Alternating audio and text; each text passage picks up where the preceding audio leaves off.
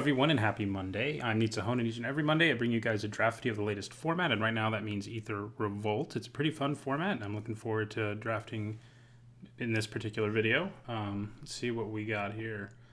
Dark Intimations, not really the kind of card that you want to be first picking. I have had some pretty good fun with it, splashing it, and it's obviously a pretty strong card when you can play it, but 3 colors is already really pushing it. 2 colors on a first pick is already really pushing it, and 3 is just a lot.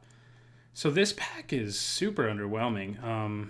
Like Ironclad Revolutionary and Servo Schematic are both very mediocre, uncommon. Servo Schematic can be really good if you end up in a artifact heavy deck that wants to be improvising, but like all the cards, like Lifecraft Cavalry is really good, and Renegade Map is of course important. But since there's no like really clear, super clear first pick here, I'm just going to take Efficient Construction. I have a lot of fun building around it in general, and you know, if it works for us, it'll be great. If we don't end up being able to play it, that's fine too. But we're not really giving anything up here other than, like, I guess Renegade Map and Lifecraft Cavalry. So this card has a really high ceiling, and most of the cards in that pack just didn't. Okay, well here we have an interesting choice. Could take Tezzeret's Touch, which is a pretty good card. We already have a blue card pushing us towards artifacts. But there's also 2 good removal spells here in Caught in the Brights and Chandra's Revolution. So those are worth looking at, but I'm thinking I might take Tezzeret's Touch here. I think I will.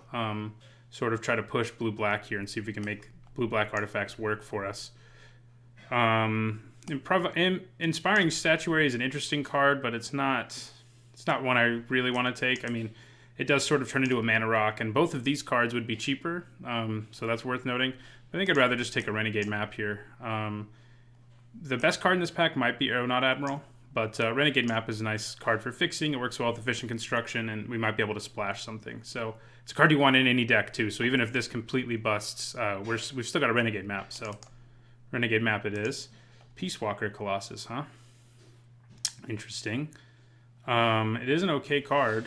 It's not an amazing one. We could take another Renegade Map. We could also think about Resourceful Return. I'm sort of leaning towards the map, though. I think being able to splash is super important, and make it so we can take really good cards of any color. Peace Walker Colossus is nice, but I think I'm going to go for the map. Okay, so we've got Trophy Mage here, which could be what we want to take. We also have another Lifecraft Cavalry, which maybe means green is pretty open.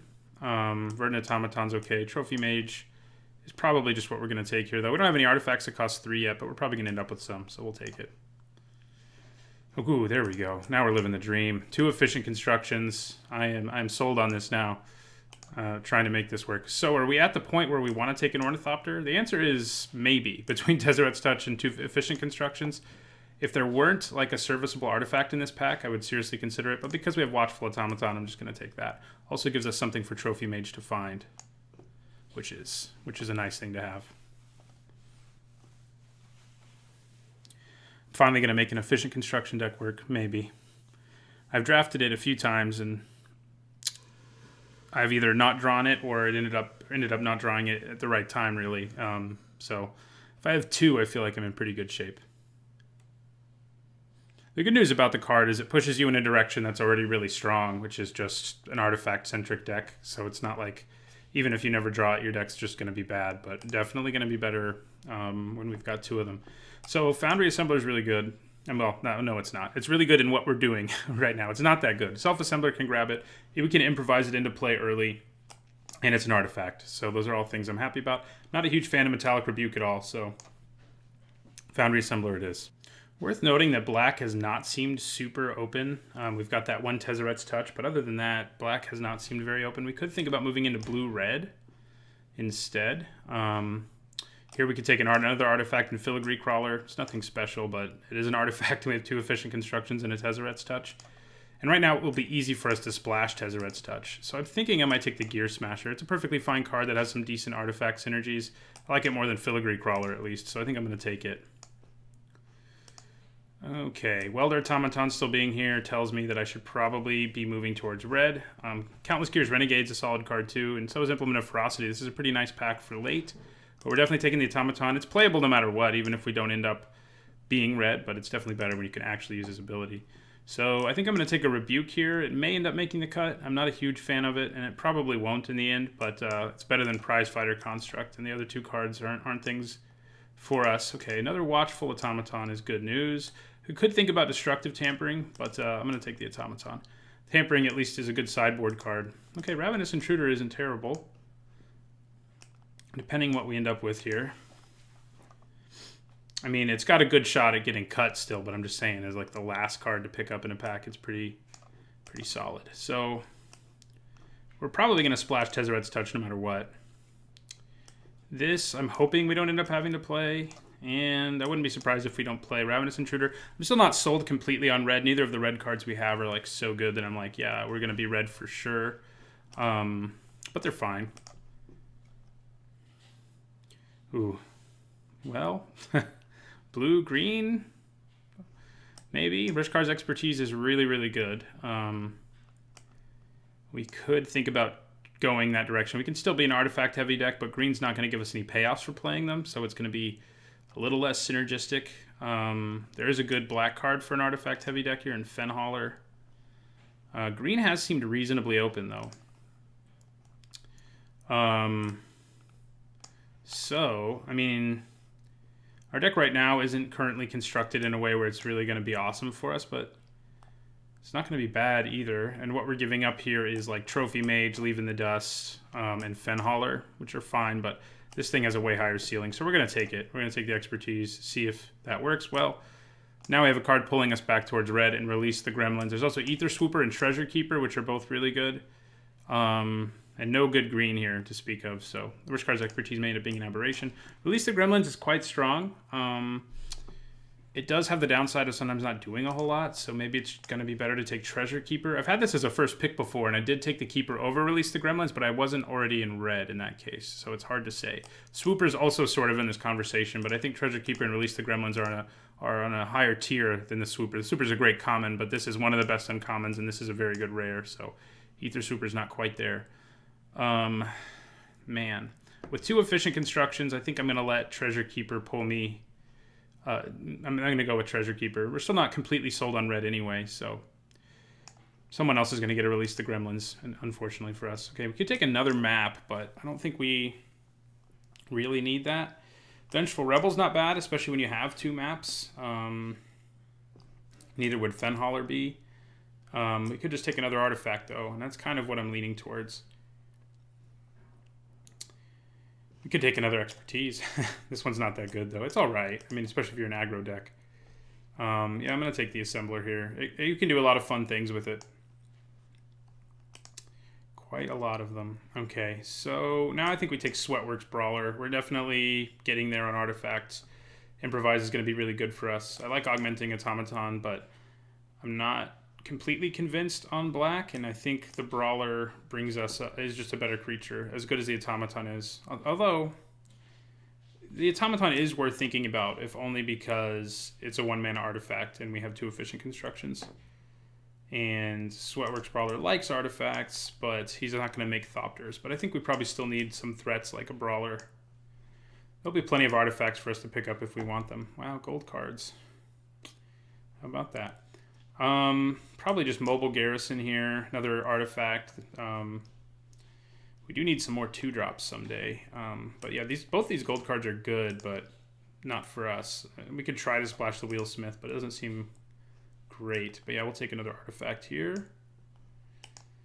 Okay, probably just Shock here, although there's also a Bastion Inventor who's like a great late game creature.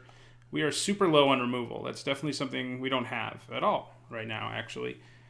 So Shock is appealing because it gives us some removal. Something like Leave in the Dust is appealing too, but I think I can probably find like a creature who's going to perform the same role as Bastion Inventor. I'm not guaranteed to see another Shock though, so I think I am going to take the Shock.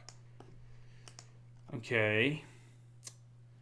Well, we have the red implement. We also have a Hinterland Drake, and this is where we decide if we want like a decent creature or a card that goes really well with our Improvise and other artifact synergies. And I think I go with the artifact. The Drake's a fine card, but I'm going to go with the artifact here.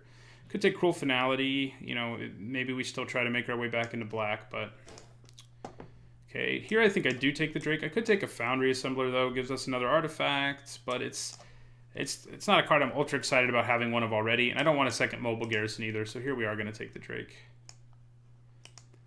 Okay, so we have the option of Implement or Leave in the Dust. We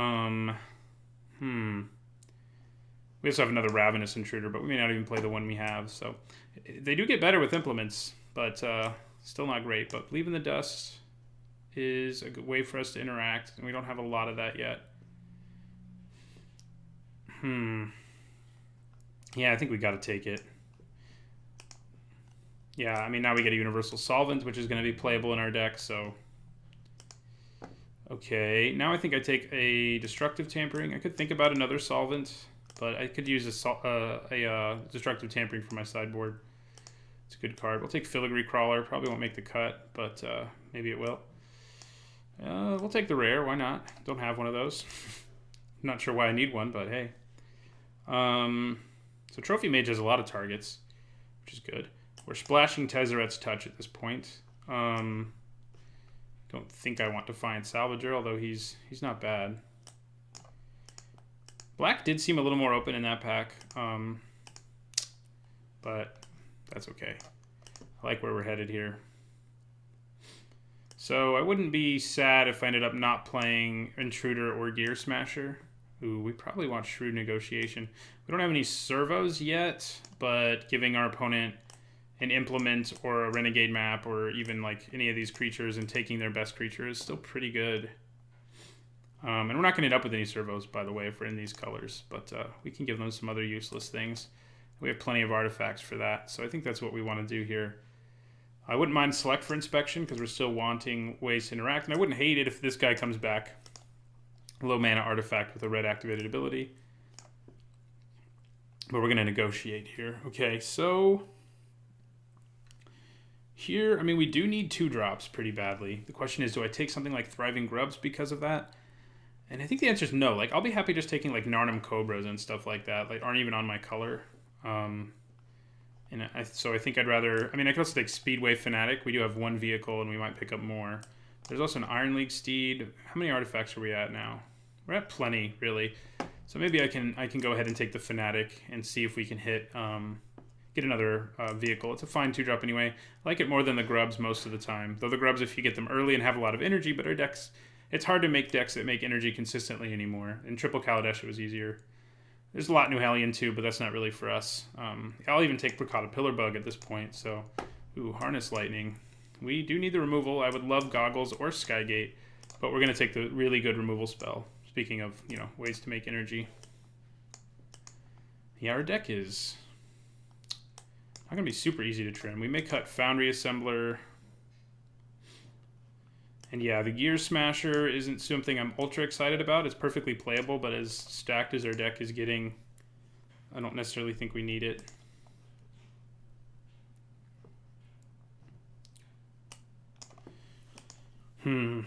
Yeah, I mean, I think that's about it that we want to cut here.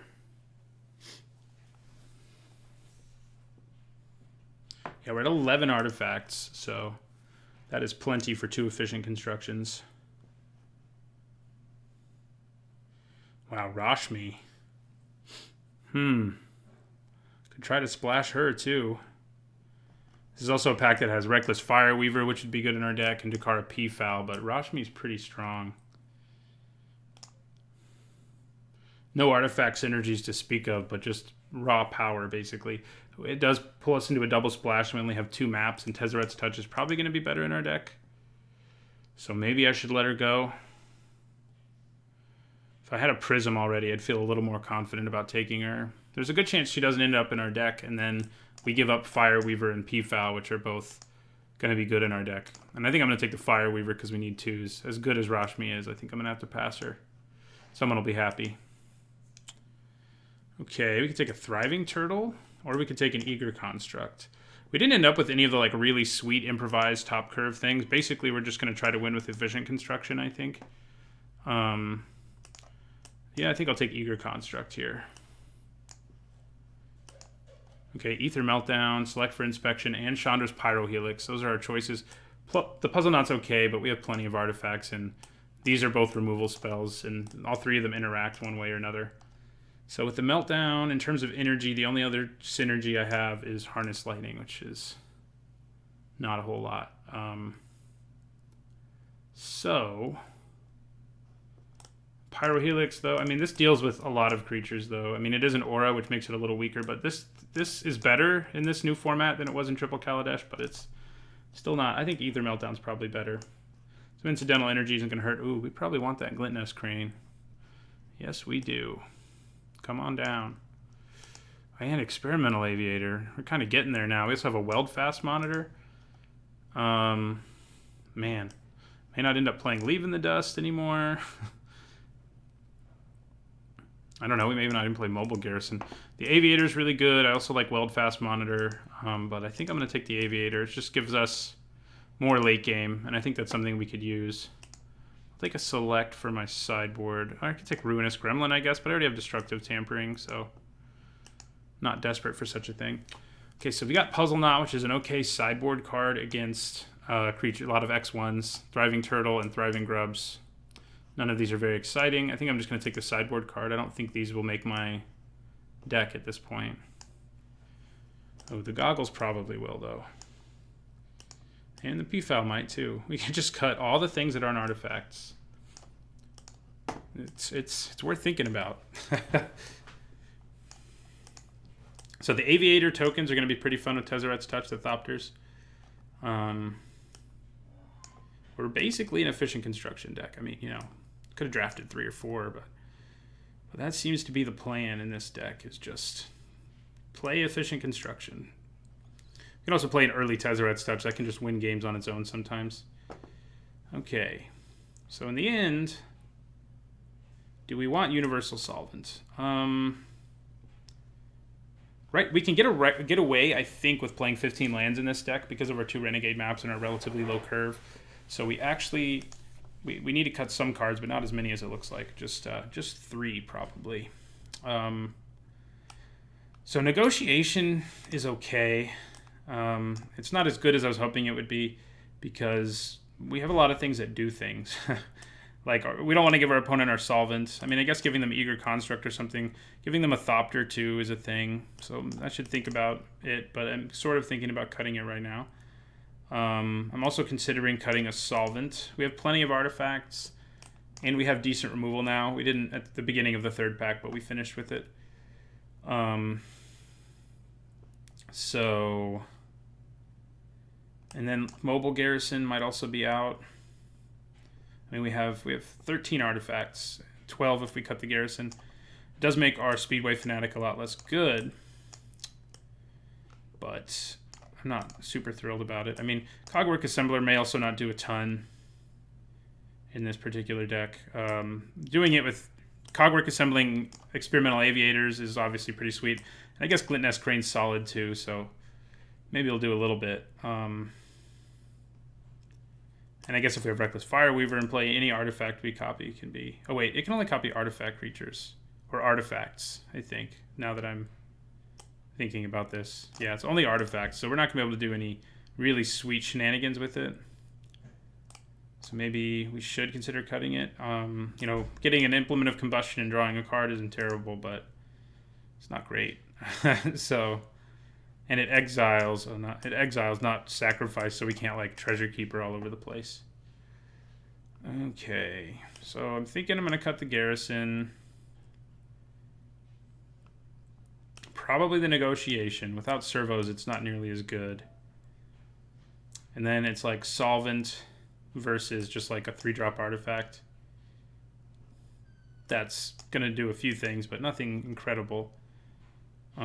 This is whenever you cast artifacts, yeah. Maybe keeping the 1-drop's just going to be better, and we can lose... I think the Watchful Automatons are going to just be better for our deck than the Assembler. Yeah. We have two Automatons to get with Trophy Mage. I think that's plenty. So, yeah, I think we can get away with 15. Our curve's really low, and we have 2 Renegade maps. So, 15 it is, and probably more islands than anything. Sort by color, I said. We have so many artifacts that our mana should be decent. Let's let's see. I know I'm missing something here that's basically colored. Yeah, that. Okay, so not that extreme, but yes, more islands. Probably. Man, I could go 771. That doesn't seem terrible when you have 2 Renegade maps. We do have a double blue, no double red, and this is basically a blue card, so maybe we go more like 861. Yeah, that seems all right. All right, we'll save this deck, and we'll go player matches with it. Before I finish recording the draft portion of this, I want to remind you guys that my content is sponsored in part by 5colorcombo.com, a great website for all of your Magic the Gathering needs. You can find an app there where you can draft Aether Revolt just like on the bus, somewhere where you can't get on Magic Online or whatever, to get some practice in. They also have a store where you can use my discount code NITSAHONE5 to get a 5% discount. Thanks for watching.